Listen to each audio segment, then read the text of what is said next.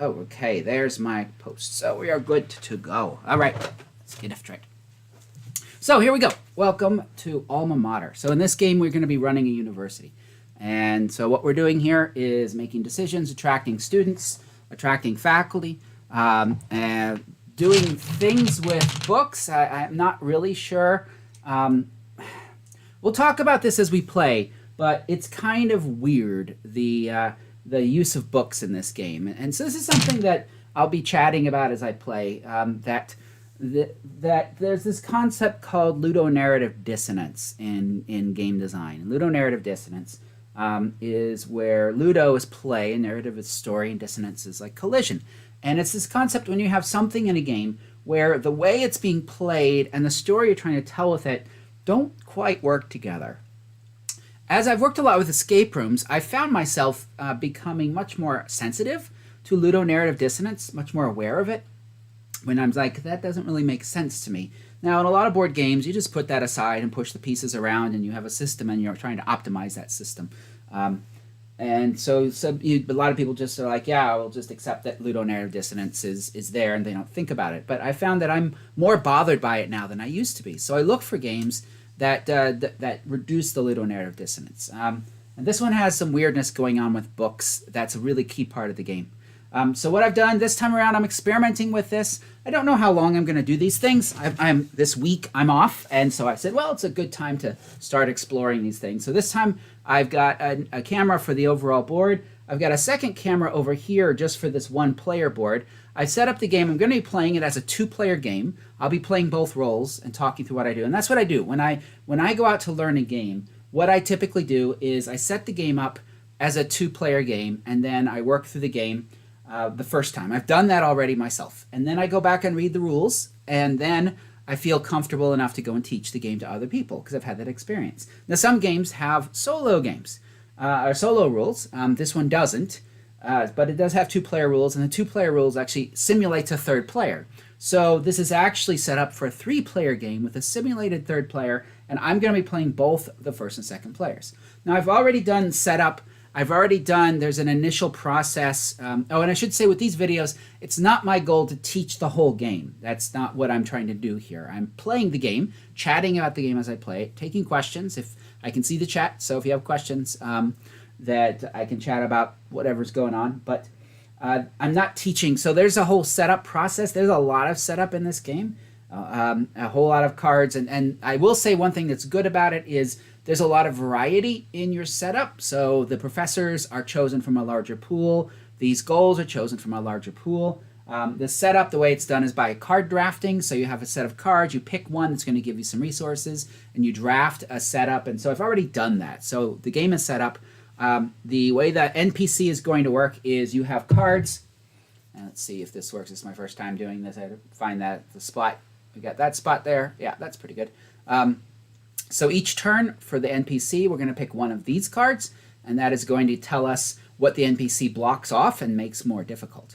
Now, the game is a worker placement game at heart. So you start the game with 4 workers, and you're going to be putting those on the board on the gray spots.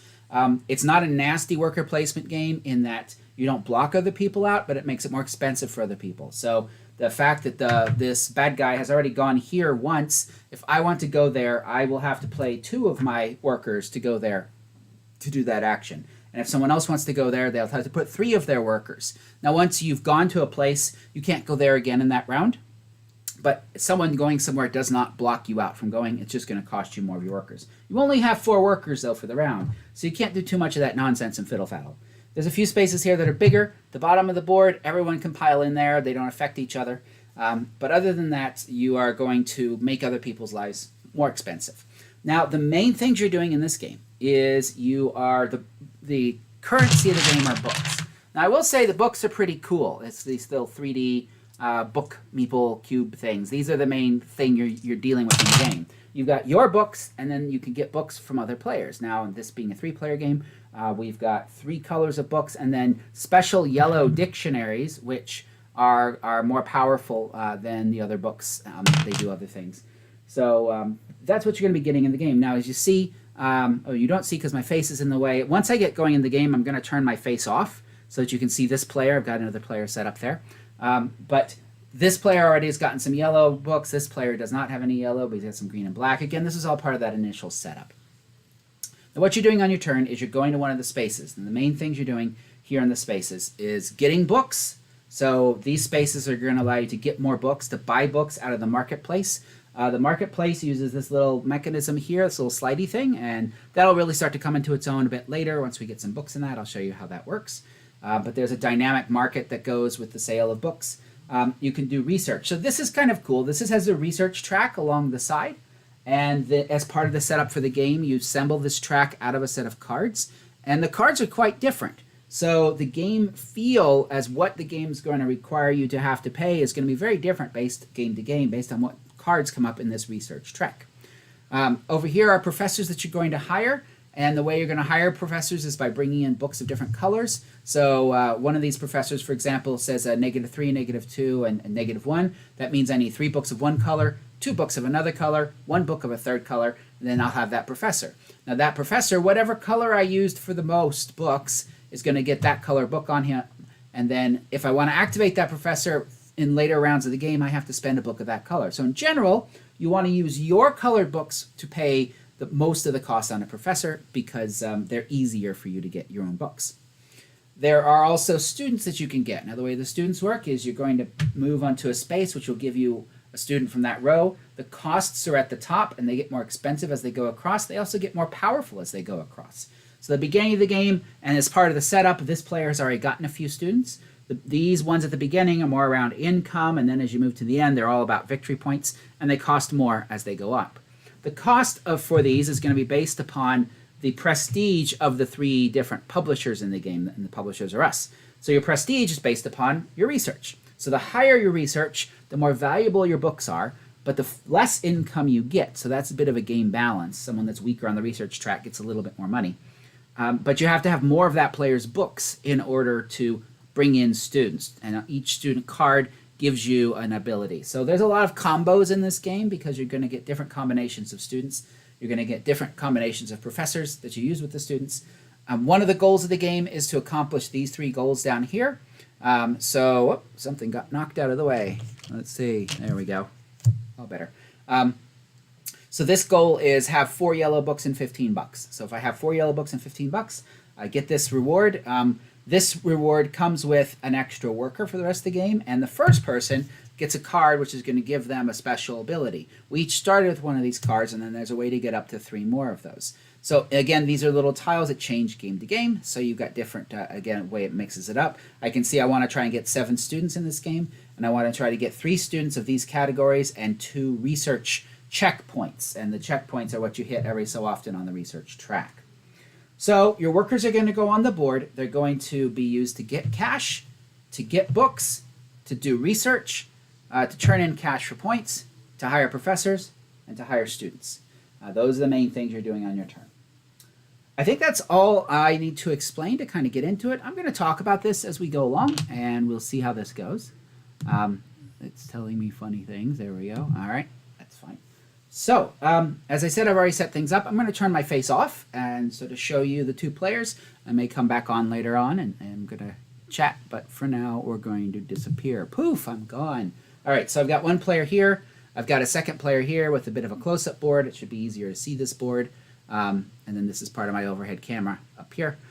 So, as I mentioned earlier, this player has already amassed some money and some books. And by the way,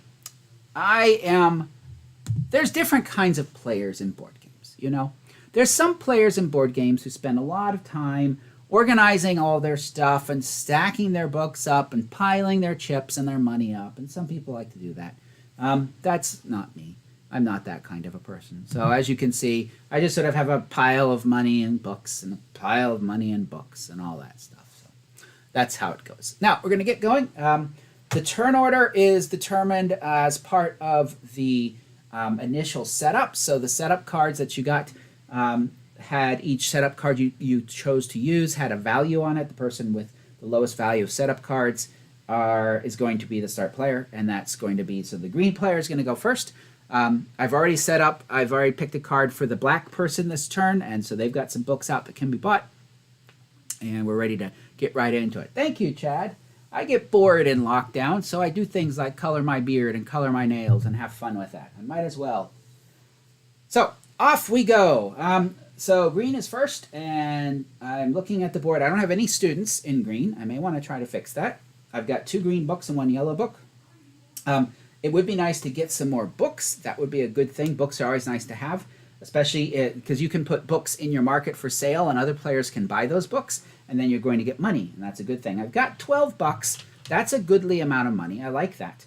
In fact, if I got 3 more bucks and 3 more yellow books, I could get this achievement right away, which comes with this person that's going to help me for the rest of the game. But that's tough to do right now because that's spending some time, which I could be using to build up my engine. So that's not necessarily a good thing. Now, I could try to do some research right away. That's not a bad thing. So let me show you the research card so you can see how that's going to work. Go and get that close up for you. There we go. So the research card is, oh, I got to deal with angles here. Angles, there we go. All right, so the research card, the way you read it is to go up to the bottom level, you're going to get cost 3 gold. The next level up would cost 7 gold, but you get a discount of 2 gold per student that you have. And the next level up is 5 gold, but a discount of 2 gold per professor that you have. And if you accomplish all of those, you get a reward. In this case, it's a free student. And then you're ready to go on to the next card of the research track. So that's the way they go. But that costs gold. I do have a lot of gold. What would be nice to get, though, would be some more books. And so I think what I'm going to do to start is I think I'm going to use this space. So this space allows me to buy a book of any color out of the supply. So I'd like to have like a red book. Red doesn't have any books for sale right now, but I can go here. So I can pay $6, which is what I'm going to pay. We go there, and that's going to get me then a book of any color, and so I want to get a red book. I don't have a red book yet, and a yellow book. Kind of eyeballing this goal here of getting 4 yellow books. That might be nice. Okay, so now I've got some books. I've gone there. That's my turn. So now it's Red's turn. Now Red has already gotten some students in play. You do have a capacity of books at the end of the round based on the number of students you have. So Red has a capacity of 7 books they can hold at the end of the round, but they've got this student which gives them an extra 4, so a total of 11. So that's quite nice. So Red, though, Red would like to get some books out there because Red doesn't have any of Red's own books. Thankfully, you have a pretty cheap way to get books. So on your own board, you have a place where you can put a person, and so I can spend money and $1 per book of my own color, and those books I can either put up here to offer for sale or keep them or some combination thereof. So since I'm wasting a worker, I'm going to go ahead and spend all $6 and to get 6 books, 6 red books. Now here's the thing. This is an interesting choice you have to make in the game. Books in your shelves give you income. So you want to balance it between putting some books in your shelves and some books out on the market. So I'm going to go ahead and keep 2 to spend on something. I'm going to put 4. You always put them from right to left on the market. Now the cost is above, so they're going to be more expensive, and then they get cheaper as you get more books. So the more product you have, the cheaper it is to buy books. So Red got some books out there.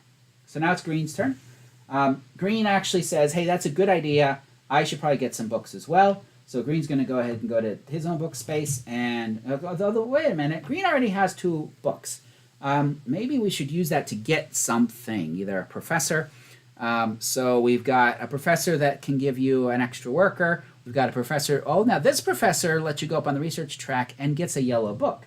That might make it easier for me to make that jump. But to do that, I'm going to need 3 of one color, 2 of another color, and 1 of another color, and $6. The first person to go to a professor's space has to pay the cash. Everyone else doesn't. They just have to pay the books.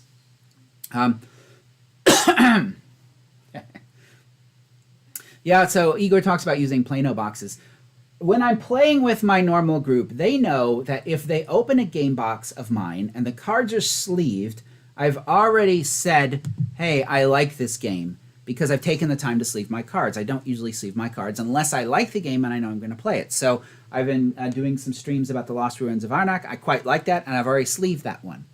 If I've gone so far as to put components in Plano boxes in my game and sleeve the cards, well, that tells everyone that, wow, I really like this game.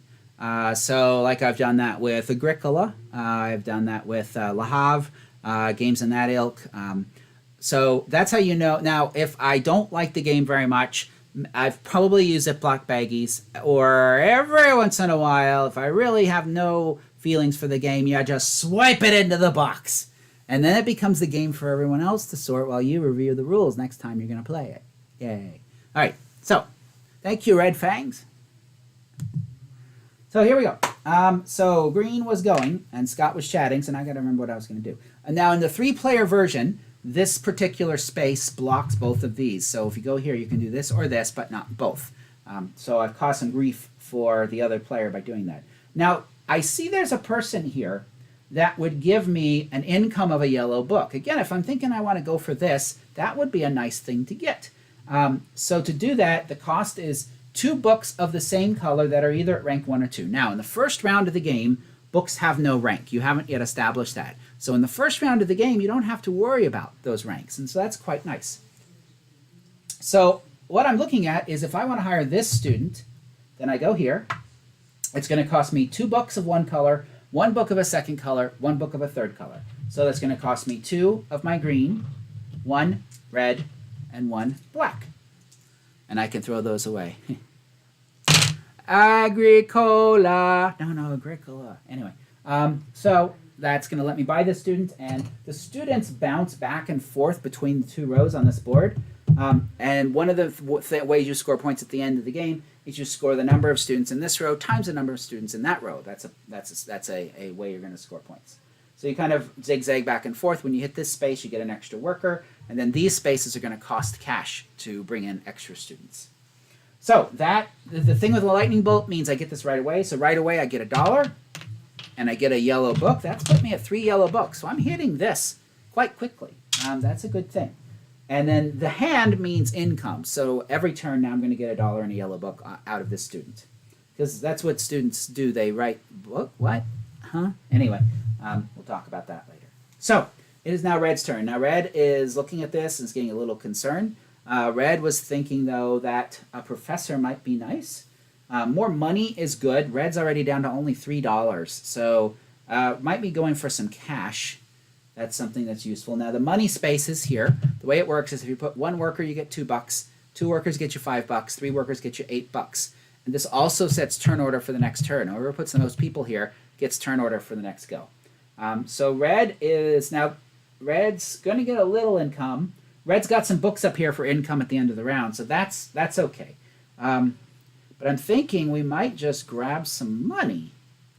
That would not be a bad thing to do, unless we wanted to grab another student. Is there a student that would be useful? Now this one gets you $2 right away, and then $2 for every time you put down a student. So it's some ongoing money. I can see that I want to end up getting 3 students from these 2 rows to qualify for that, and 7 students overall to qualify for that. That wouldn't be bad.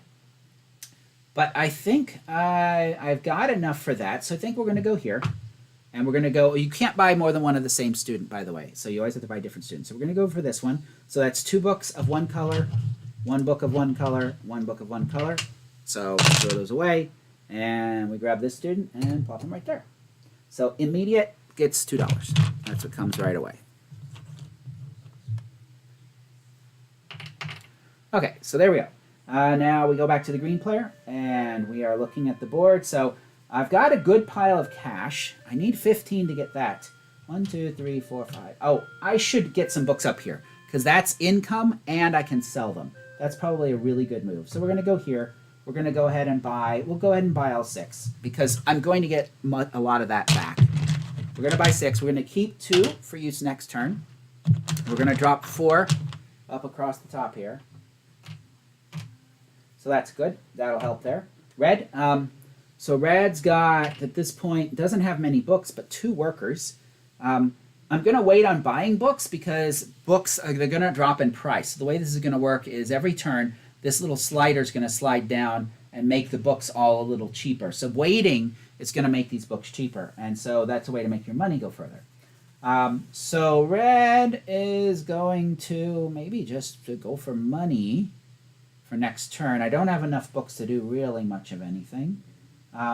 Oh, red special ability. I need to remember this. Whenever I place a student in the B lecture hall, I get a yellow book and $3. So you start with one of these special cards for each player. So that's red special card. Whenever I put a B person, which is the bottom row, B for bottom, I get a yellow book and $3. So I need to remember to do that for that person. Oh, I should give a bit of a disclaimer here. Disclaimer. We are playing a game with the components of a game called Alma Mater. The rules may or may not be the same. They may bear some resemblance to the actual rules, but there's a very good chance I'm making rules mistakes. This is not a teaching video. This is a Scott's playing and inviting you to join along video. So therefore, if you have made mistakes with the rules, well, read them yourself and you can fix it for your own game experience. Anyway, so here we go. So I've got some cash. I could spend some of that and get some books. Now, if I buy the books, the green gets the money. So that's something to remember. So in general, I don't want to buy green books. I want to buy other books, and I've got 2 workers. So I think what I'm going to do is harass green a little bit by buying some books while I've got the money. Because I can spend, so black's books up here. This is the non-player character, but I'm going to need those books anyway. $6. Actually, wait a minute. No, yeah, I can't. I can't do the research. The research has been blocked. Yeah, so I'm going to spend $6 to get 2 black books. Now, the way when you buy books, so you take them out off the shelf, and then you look, and all the shelves have little numbers on top of them. And so the numbers are the prestige points you get. Out of the whole exactly or experience is better than rules. And, you know, it's interesting you mention that because that's the reason I'm doing this stream is because what I was missing was the board game experience in a couple ways. And it took me a long time to figure that out. So I've got these piles of shrink wrap games in front of me, things I've bought over the last 9 months that I haven't had a chance to play with anyone. And it's got me very depressed, and so I'm looking for a way to help with that. And I've been playing online, Board Game Arena, Tabletop Simulator, that sort of thing, with other people. And that's fine, but what I find is even in those online forums, people want to focus on playing the game. Now, when you get together with people face-to-face, and you could chat about the game and chat about the experience, that's the board game experience. And I really miss that. I miss that, you know, the people not saying like, hurry up and take your turn. But if you're in this place where you're chatting with things... Hashtag about time 2020. Well, it is thanks to 2020 that I'm doing it because I can't play with other people. So it's a chance to chat about games a little bit. It's a chance to talk about them. And that's something that I miss is sitting around talking about the game experience. And the other thing I miss, and I realize this, is I miss the tactile experience of fondling my games. When you play on Tabletop Simulator, it's like playing with chopsticks, you know, and it's frustrating. The tactile experience is frustrating. Now, Board Game Arena automates stuff, but again, it takes away some of the joy of fondling all of these bits and books and bobs and all that stuff. And I enjoy that. And so I've realized those are some things I really miss about the tabletop experience. So I thought, well, why don't I try this streaming? It's going to give me the chance to chat about games. Hello, Lance. Thank you for coming. And it's great to see you here. So it's a chance to chat about games with people, to hang out. It'd be kind of like that if you have played games with me, this should remind you of how we've hung out and chatted about games. If you have not, it gives you an idea of how annoying I would be to play games with, because all of a sudden in a game I want to break into a lecture talking about ludonarrative dissonance or something like that. But this is, so a lot of times because I'm at a game lab now and I'm a professor there, I play games with my students. And I use those games for teaching moments, where to talk about design concepts and things like that. So I'll be doing that during these streams, is I'll be breaking out of just solid focus and play on the game, Scott, but actually chatting about game design and game concepts and other games and things like that. So now what you do is you, I was mid-action. So you pick up one of those shelves that has the highest number on it. You score points for it. So right now red has a point. Ha, red's winning! And then you flip that over, because I don't know why. This is where we're getting into this ludonarrative dissonance. I don't get the concept, the reality of what books are in this game, because there are all these different kinds of resources and connections to points. And then you pay professors with books, and you lure students with books. Lance is telling lies, all lies. Actually, I told the story earlier about sometimes if I really don't like a game, I'll shove all the pieces into a into a box. And so I was actually playing a game with Undead Viking, a horrible game.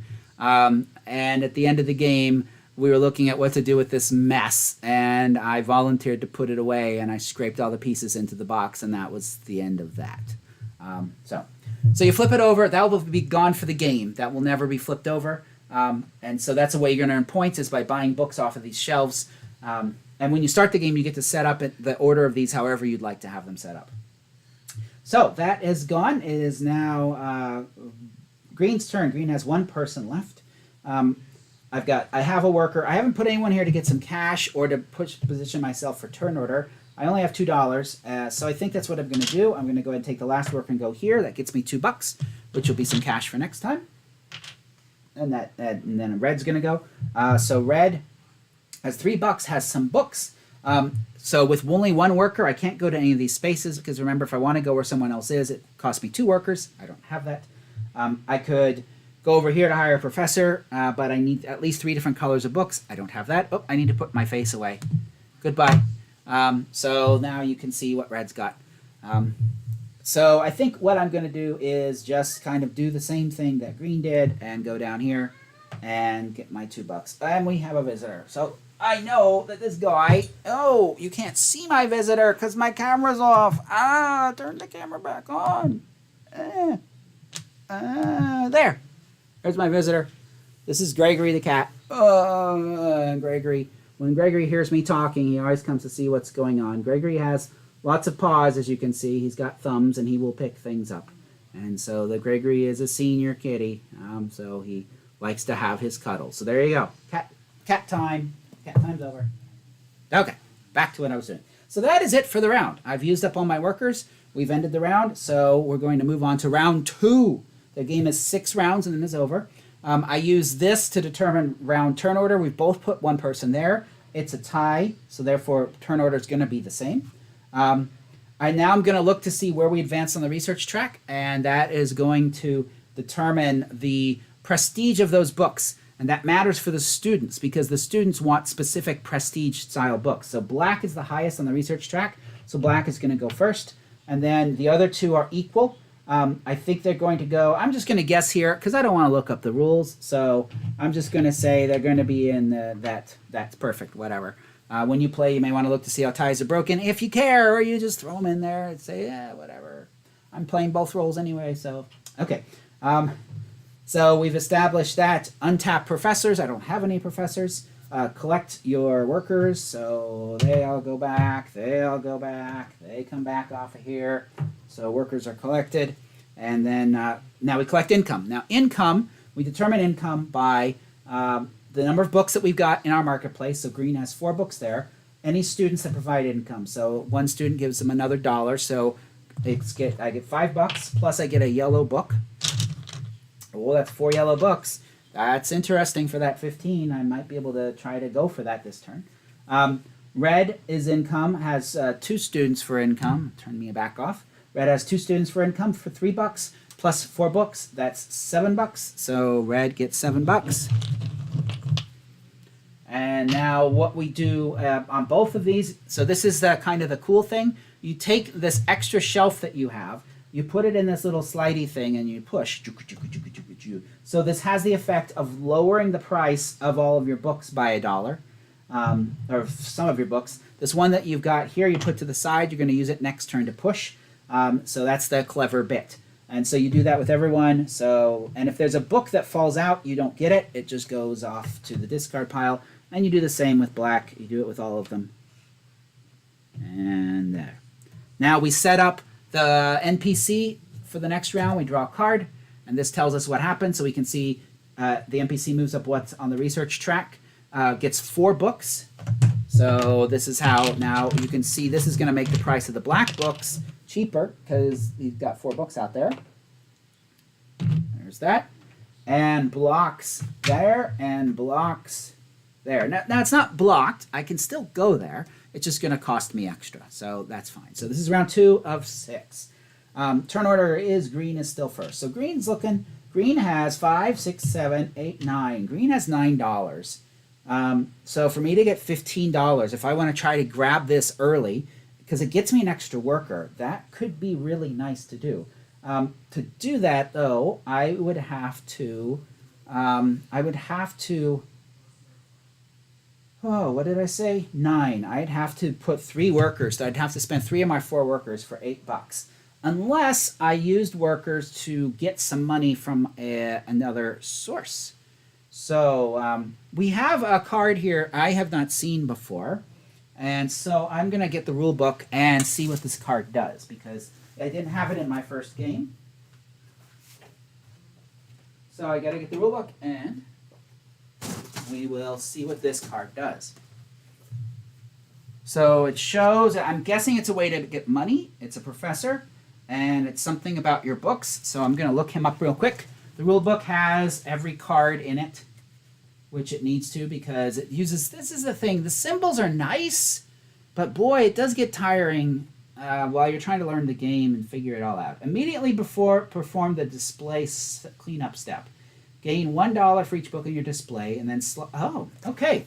So that it lets you do an income step. So that would be a way of getting $4 for one person right away. And that's attractive. That's interesting. So to do that, oh, but I'd have to spend 5 to do it because I'm the first one in. That's the problem. First one into the professor has to pay the cash. And again, if I'm thinking I want to go for the 15, because the advantage, this card, if I can do it, it means every time I go on the research track, I get to take another research move. That could be really useful to get early in the game, and it comes with another worker. So I really like, so here's the problem. And you do this too. You play these games and you see something and it gets in your head. And you're like, I want to do that thing. Like, I want to do this thing.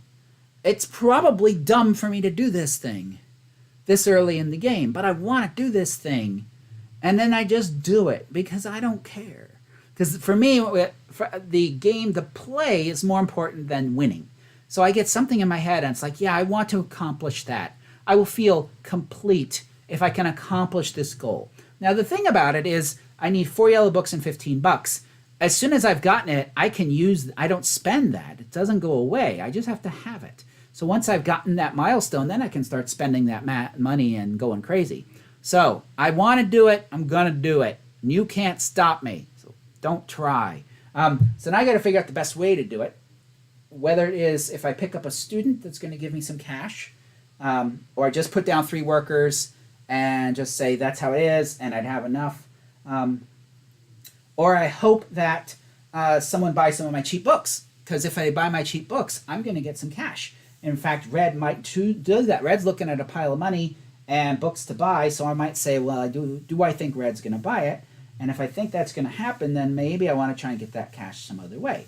Now, there's an advantage to this student in that when I go there, I actually get to take a research step as well. That might not be a bad thing, because then I would get my money, but also get to do something for it. So now I'm torn as to which way to go here. I need to come up with $6. So I only get 5 for going there with 2 people. So I think what I'm going to do is go up there if I can. I can't, though. I don't have the right books. So now I have to have 2 books that are rank 1 or 2. Well, rank 1 is black, rank 2 is red. I don't have that. So I can't get that. Okay, fine. I want to do it, so I'm doing it. 3. Forget $8. There. So I got my $8. That gives me my $15. Means I've qualified for this, which means they build a statue of me. Oh, look at that. They built a statue of me. Isn't that awesome? So they built a statue of me, and they called it a...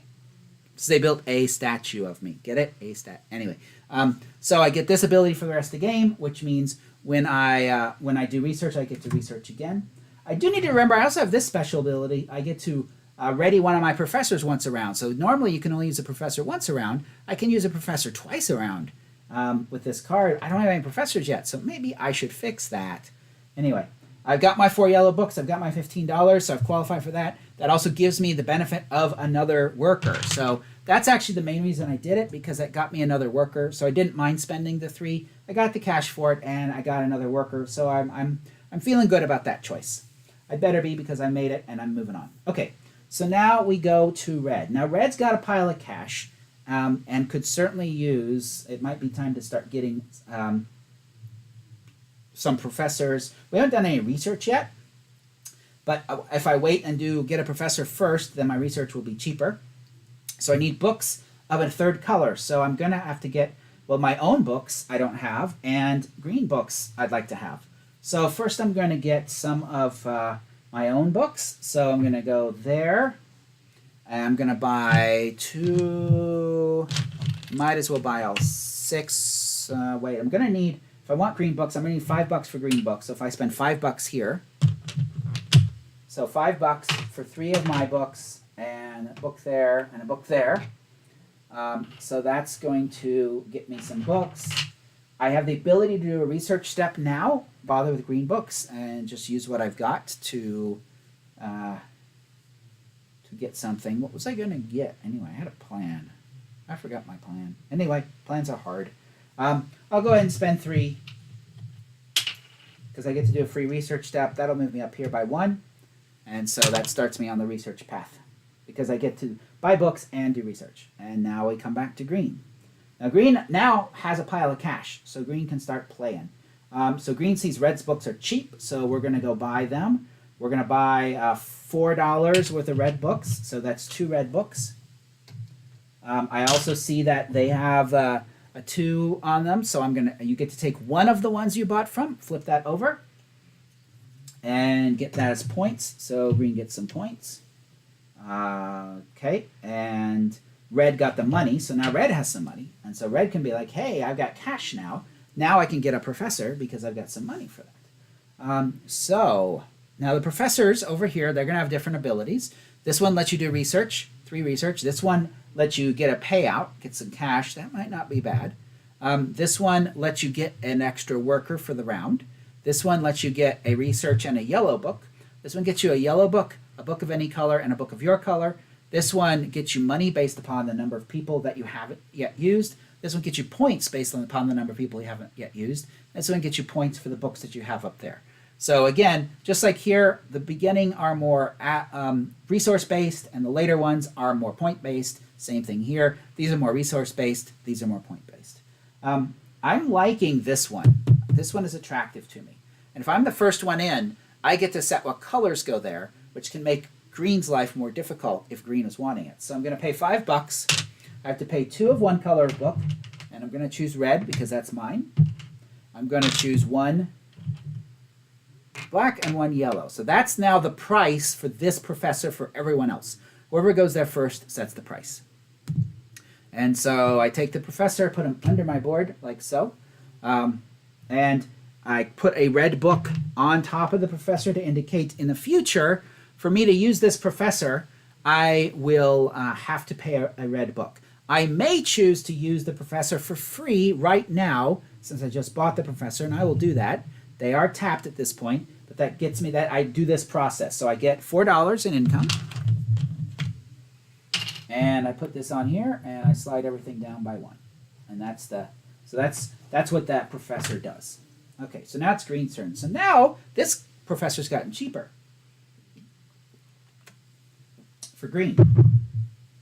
I'm looking at my stuff. I should probably get a professor out because I've got that once a round freebie tap. And now this is interesting because this would be a good one to use twice in a round. I could generate some nice cash. I've also got the thing when I do research, I get to do another research. So that's a good one. But I'm going to go ahead. Oh, wait, I forgot something. I have to block that space. So if green wants to get that professor, it's now going to cost 2 people instead of 1, which would be everything else he gets to do in the turn. That makes him grumpy. So instead, I think what I'm going to do is, I haven't done research. It would be nice to do that. So I think we're going to go here. Now it lets me choose this or this. So it's a way to buy books or do research. This research means I can do 3 that I pay for, or I can do 1 for free. So if I want to start going up here, the first one's going to cost me $3. The second one's going to cost me $5, so that's 8. And the third one is going to cost me another $5, so that would be $13. Which I don't know if I have $13. I do. That would be all of my money. All right, fine. So I did 3 levels of research. Now, when you do get the top of a card, you immediately go up to the next level, which gets you a reward. So the reward here is a free student off of this row. Well, that's nice. So this one lets me just put out my own books. This one gives me some income and lets me store more books, which I'm going to need because I'm getting ready to be in trouble because right now I can only have 6 books. So I definitely want to take this person. This person lets me have 11 books now, so that's good. I get $1 right away. It's going to give me a little bit more income. So that's a nice choice. Okay. So now we go to red. Red's got 2 people left. I've got some cash. I've got a few books. I see black's books are cheap, so I think we're going to go here. This is where you buy books off of someone. So we're going to buy 2 black books for $4. And I'm going to get 1 point for that. So we're all tied up. And then we're going to go to green. Green has 1 person left. I only have $1. I have a lot of books, though. I could get a student. That might be good to do. Especially a student that's going to help me in the future. Now this one, if whenever I play a professor, I get a free research. That might be nice to do right before. I haven't done any professors yet, but I'm definitely going to do some professors next round. So I think I'm going to go for that one. So I'm going to go here. That cost me 2 books that are red or black. So we'll get rid of the 2 red ones. And then 2 other colored books. So we'll do one of mine and we'll do a yellow. And that's going to get me this person who comes in here. Okay, and now red has 1 left. He has a handful of books and some cash. I could probably get another professor if I wanted. I could get $2 for my money. The books are a little bit more expensive. So this professor would let me get another worker, which isn't great right now. This professor would let me get a yellow book income each turn. I would have just enough. No, I don't have enough for that. This one lets me do 3 researches. I haven't done much research, and that would be a way. I don't have any money, not enough money right now to do that. So I think what I'm going to do with this last person is just go ahead and get $2 in cash. Although, I have another plan. I'm going to go here. This lets me buy some of my own colored books, as well as, so I'm going to buy 6 of my books, spend all my money for 6 books. So 2 go up here, because remember, these are going to be income for me. So the 2 of those dollars are coming right back, and it gives me 4 more of my own books to use in future rounds. And I do have the storage for this, because my max is 7, plus 4 is 11. 1, 2, 3, 4, 5, 6, 7, 8, 9. Perfect. Okay, and that gives me the ability to use that more, which is good. That's full, because that's how I get lots of cash in mid-round. So that's the end of the round. That's the end of round 2. There are 4 more rounds remaining. So now we process everything. So we change our turn order based upon where we're on the research tracks. Or we change our setup here. So now black is still the highest, green is second, and red is third. Turn order is the same because green has spent more here. Untap the professors. Whoop, wake up, professor. Pull all your people back.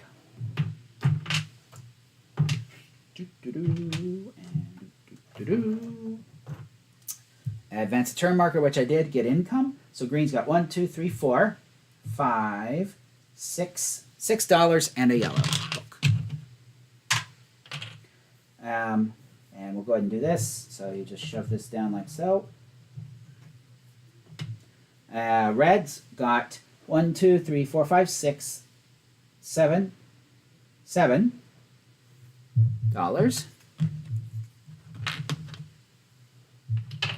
And now we shove this here. So this is a case where this book is lost, but it already did what it needed to do. Gave me the money. We need to flip our NPC card. And so we see the NPC goes up 1 on that track. Gets 2 more books out. Books always go right to left. Oh, I need to shove the NPC's track over.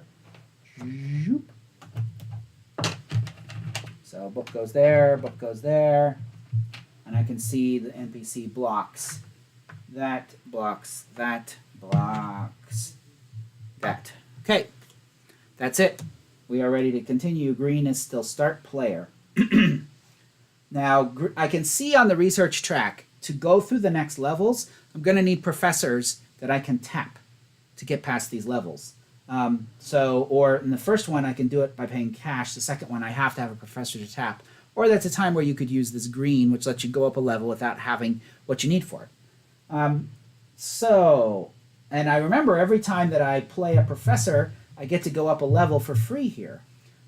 So I kind of think what I want to do is I want to be able to use that at these things where I'm tapping professors. So to do that, I have to go up at least one level. Now this next level up means I have to waste one of my meeples for the turn.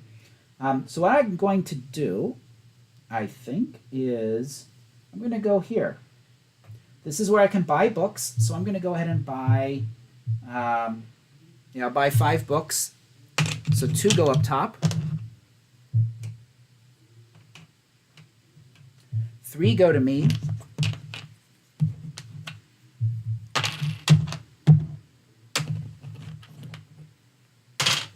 And then I can do a research step. So I'm going to go ahead and do this research step. So that makes me put in 1 meeple to sleep. So he's asleep for the round. Now, Leonardo da Vinci kicks in, and I could do the next research step, which would be tap a professor or spend $5. I don't have what I need for that, so that's just, I lose that ability. That's fine. Red. Now, red has a lot of books, so we need to be using them. Red has some money, so it might be time to get another professor in play. Now, I could use those books. The problem is red's books are the least... Oh, I forgot something important. There's extra income. For being first, second, or third on prestige, or on the research track, you get extra money. So I need to fix that. So green should have money from this turn and last turn. Red should also have money from this turn and last turn. Okay, all better. Now, red's books are not that great, so we need more books if we're going to get students. And I'd rather buy them from black than buy them from green. But I have a lot of black books. I could use green books right now. That would be useful, especially if I want to go for a professor as compared to more students. So this one gives me $4 every round in income. That might be quite nice to have. To do that, I'm going to need 2 black books. I'm going to need 2, red books, a yellow book. I actually have what I need for that. We're going to do that. So we're going to go here. So I need 2 black books, 2 red books, and 1 yellow book. So that'll let me get this. This has 2 parts to it. So first part is I get points for the number of people in B, which is 2. So 2 points for red. And then I also get $4 right now. And it's going to give me $4 income in the future. So that's quite nice. That'll be very handy. Okay, so now we go to green. Now green has a lot of green books. Some yellow, some black. My goal was to get a professor and use my ability so that I don't have to tap the professor. And this one, I need red books to get him. So I guess that's what I have to do is go shopping. I don't have to pay any cash. I have $5, so that would be enough to... I could get some cash and then go up here and get one of those people. And then I could set the terms of engagement for that one. But I need money for that. So I think what I'm going to do is... I'm going to get the cheap black books while I can. So we're going to go there. Oh, but then I want to make money. I'm going to hope that red's going to buy some books from me because he's going to need to, especially if I'm going to force it by buying the cheap black books. We can do that. So we'll do that, and that gets 1 point for green. So now red goes. Now red's looking at its situation. Red hasn't activated this professor yet. I think it's a good time to do it. So it costs 1 book to do it. But that gets $5 for red. And we get to shove this over like so. And And then that takes that one out. So now we go back to green. Red did not do what he was hoping. Green was hoping that red would buy some of his books. He didn't, so it makes him grumpy. So now I don't have a red book to buy this one with. That's a set, and the rest I need cash. I have 2 workers left. I'm only $1, so I don't like what my situation is right now. I could get a student. Those are always good to do. What student would help me here? This one lets you buy from 2 people when you go there. That can be nice. This one lets you, when you get cash, also lets you do research. I'm going to need, okay, my books are level 2, so I could do that pretty easily. So I could do that one. I've already got that one. Or up here, it's going to give me cash right now, which I kind of, and that'll give me cash for future students as well. I'm short on cash, and I already have that cash, and that one I can't get to easily. So therefore, I think we're going to go here. We're going to hope that red buys my stuff. So that gets me $2. I have to pay 2 green books, 1 black book, 1 yellow book to go there. I got $2 in the future. Every student I put down gets me $2. So that's good. Does that count for that student? Let's chalk to the rules. Probably not, my gut says, but I'm sure it's addressed because some annoying person like me would be, well, does he pay himself? Immediately gain 2. After placing a student in your lecture hall, immediately gain 2. I'm going to say it does. Again, I might be wrong on that. So we'll find out. So we'll go ahead and here's a question for you, people that are watching. So would you rather see what you're seeing now, or would you rather see me, even though that means you won't be able to see one of the players? Or is another question is this camera in the corner, is that just annoying and you'd rather have it like that? And then there's 1 camera instead of 2 cameras.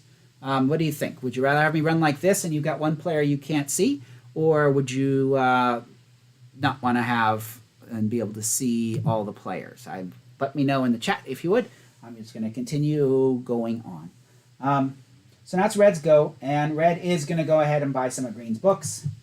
So I do that here. So I'm going to buy 1, 5, 7. Since I'm there, I might as well do that. So get some green books, which will be useful, and some points out of that. 2 points for red. Green now can do something because green got some money. Green was happy for that. It's so nice that red was behaving like that. So now we're going to buy this professor, or buy a professor. Now that I've got cash. So I think I want to get the one that's going to give me an extra worker each turn. So that's this person. Oh, I don't have what I need for that. Never mind. Well, I could, but it would cost me a yellow book. Oh, I could do that, and that would annoy this other player. So let's do that. Let's annoy the other player. Okay. Okay, then I will leave my face off there. So we're going to go for a yellow there.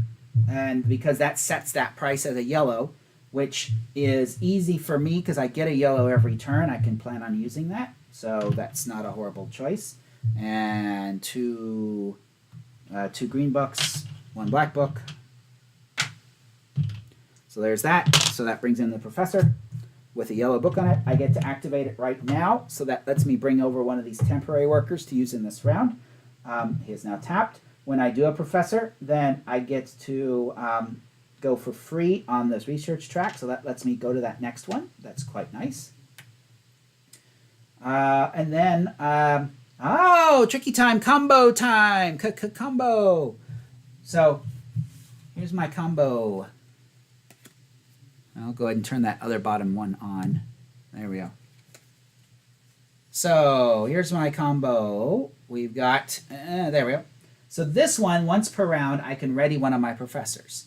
This one, once per turn when you advance on the research track, get an extra research step. So therefore, I can use them together right now. I can use him to ready a professor, so I'm going to use that.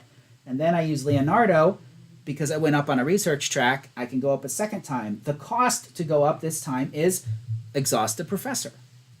So there we go. So that got me through the 2 exhausts of professors using both of those actions. So that's a nice little combo. So now we go back to red. So red now has some books, has a lot of cash. I could use that to get more books. But I should probably use that to get a professor or a student.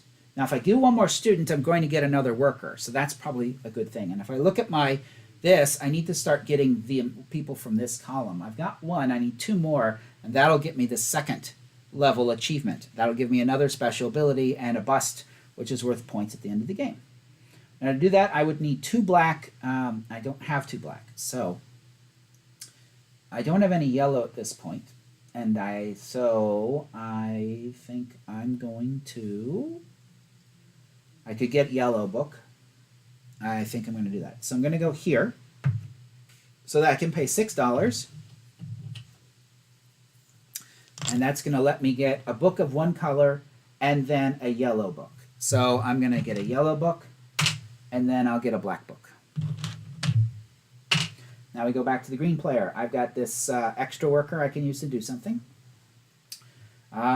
So I've got $4. I could get $2. That's always a good thing. I don't have any books whatsoever, so I think, but I've already used this space, so I can't use that to load up more books, because that person bought them out for me, because they're a jerk. Most of the spaces are taken, therefore I'm just going to go there and get $2. Red's got 1 more action. I've got a big pile of stuff. Now, the nice thing about this person is that when I buy professors, I don't have to pay cash. And I could do that now. Sure, let's go for it. So we're going to go there. So we're going to go for this person. That's going to be 2 black books, 1 red or green book, and 1 yellow book, which I have. Let's recruit this student into a B slot. When I recruit a student to a B slot, I get $3 and a yellow book. And immediately I get 1 point per B. I have 3, so that's 3 points. Oh, red's running away with it. And because I covered this one up, I get another worker. Combo! There we go. All right. Green has nothing to do, so green has to pass. Red now has a person, has a pile of cash. But as you can see, the board's looking pretty full right now. We could, well, let's do it up here. So we're going to go here. We're going to go ahead and spend some money. So get some of my own books. So 2 books out, like that. And we'll go ahead and spend 6. So 4 of my own books then for the future. Now when I do that, I get to go on the research track if I'd like. Now this research track cost is 7, but I get a benefit of $2 per student I have. So I have 5 students that I've bought, so therefore this move is free. I don't have to pay anything for that. So might as well do it. So that's good. That's the end of round 3. We move on to round 4, 4 of 6. All right. So we will untap the professors. We go have it tells us what to do here. So now we're going to check our turn order. No one put anyone here. Yellows don't count, so therefore turn order stays the same. We check here, so green steps up to being the most important book. That's going to change the income as well. We untap the professors that we did. We pull back our workers. So pull back the 5. Pull back these. Pull the blacks off. Pull that one back. Okay, we pull back our workers. We advance the turn marker. Income. So green has 1, 2, 3, 4, 5, 5, and a yellow book. Red has 6, 10, 11, 12, 13. So red has 13. So that's good for red. And we are ready to start. So green is up first. Now green has been doing well on the research track. Now this next step on the research track is $7, but you get a $2 discount for every worker you have here. So if green were to do that now, then it would be actually quite good to do that.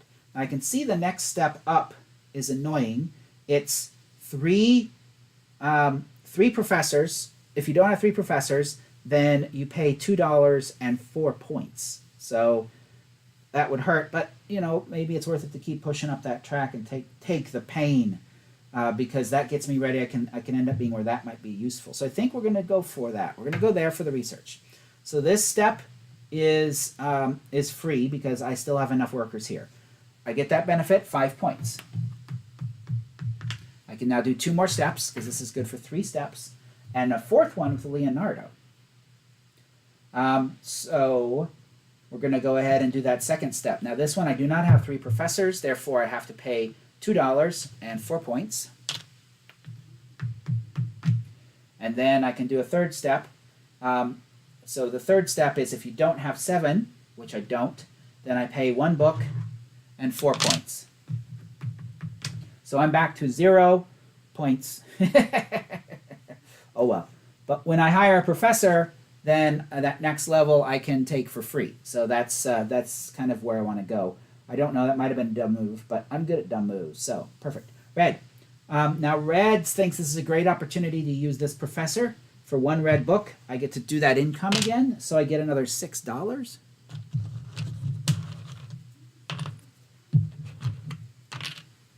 And then I shove these all down, like so. And that professor is tapped.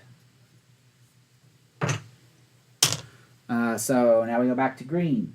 So again, this is where, sort of from a game design perspective, what are these books in this game? What's going on with them? You're manipulating them. If this were like an actual university, if the idea is that we're competing universities, then this would be like research that I'm developing. But that, I struggle with that because this, I get having students, I get having professors. This is very weird to me, and it's kind of artificial. It's just a mechanism. So I just have to accept it's a mechanism, and that's the way it is. So anyway. So green. Now green has no books at all, so that's a problem. That said, green has quite a bit of research. But I think what we want to do is get some green books out there. So we're going to go to this space. This is the one that lets me buy books. I'll go ahead and buy the max of 6 that I can. So I'm going to put 3 out there. Well, actually, I'll put 2 because I can see red has a pile of them. Red's probably not going to buy them. And then I'll keep 4 for myself to be able to use. Okay, reds go. Now red's books are full, which is fine. I can now buy professors without cash because of this ability, so that's a very nice one. And you know what else I forgot to do? I forgot this benefit. Every time I play a student, I get $2. I didn't do that last turn. Fixed. So red's got a lot of books. I think it's time to go for professor hunting. I've got 4, 3, and 1 book. Oh, I forgot. Very important. I forgot to run the NPC. Dope. So the NPC goes up 2 on this track. The NPC puts out 2 books. That's why it's really important. Actually, we need to shove this into there and bring this around. So 2 books for the NPC. There we go. And I need to block some spaces. So we need to block this and block this and block this. Thankfully, it didn't affect anything so far. No prestige strategies, the new hunger. Who needs prestige? It's only points. Who cares about points? So here's something. I don't care about winning because I'm playing both players, so I'm winning either way. No, because I get in my mind I want to do something, and this is like the stupid stuff. I'm just whatever. At the end, points will happen, and I'll probably lose. But if I had fun adventures along the way, that's cool. I've enjoyed that, which really used to annoy someone that I would play games with back he got very annoyed with me because he would want to make decisions based upon me being a rational player, always trying to optimize my points. But sometimes I just wanted to do a thing because I thought the thing would be fun to do or cool to do. That the game allows you to do these combos and cool things. Like I went and got a bust early on because I wanted to. So that's something I do in games, but it's why I don't like to play tournament competitive games because I don't get to play. I just am focused on points and winning and blah. Anyway, back to points and winning. So here we go.